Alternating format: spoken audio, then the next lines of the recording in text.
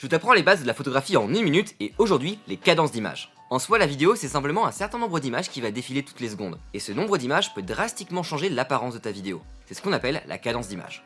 Il y en a plein qu'on peut utiliser, 25, 50, 100, 2000 images par seconde, mais en soi, c'est plutôt facile à comprendre et je vais t'aider à démêler ça. Pour commencer, tu dois filmer en 25 images par seconde pour tout élément ou action qui se passe à vitesse réelle. Par exemple, là, ce facecam, maintenant, je filme en 25 images par seconde. Un dialogue ou une interview, je vais filmer aussi en 25 images par seconde. Une action qui se passe à vitesse réelle, 25 images par seconde.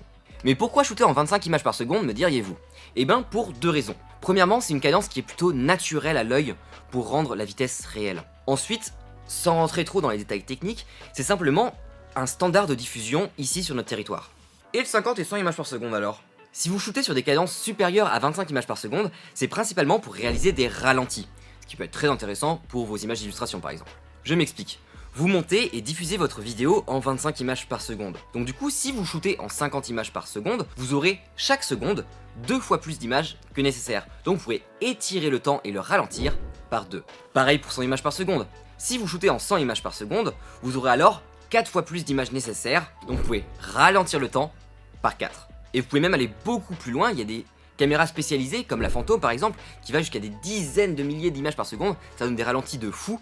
Mais bon, après c'est des caméras très spécifiques, et on n'est pas sur les mêmes budgets.